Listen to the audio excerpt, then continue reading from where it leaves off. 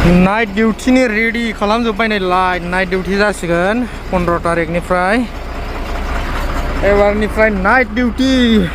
night आरो दे हर सान जासिगोन थ' खामानिया गेजेरानो नांबाय राजानि खामानि नालाय बियो इन्टारनेशनेल एयारपर्ट भुटाननि बियो डाम्पिं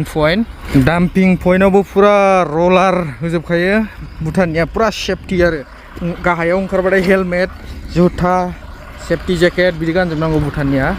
ओमफ्राय नै नाइट डिउटियाव बेबायदि लाइट गैयिनि थाखाय नाइट डिउटि जायाखैमोन एबारनिफ्राय नाइट डिउटि जासिगोन लाइट लगायजोब्बाय आरो हरै जि जायगायाव जावदों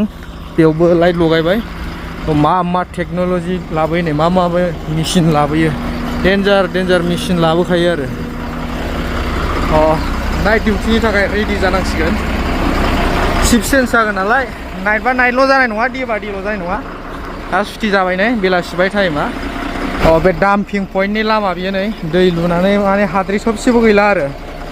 अरुणाचलफोरावबा माबायदि दादागिरि जागौमोन भुटानफ्राव बेनो मोजां आरोना रावबो दादागिरि गैया माने दादागिरि खालामनो हाया बयबो समान आरो बयबो मिलायनानै मावनांगौ भुटानाव खामानिफोरखौ अरुणाचल नागालेण्डफोरावबा मा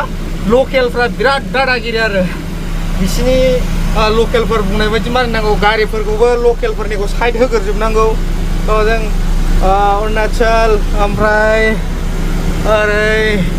नागालेण्ड बेफोराव सलायबायना मेघालय फुरा गावसोरखौ साइड होग्रोजोबनांगौ आरो बिसिनिया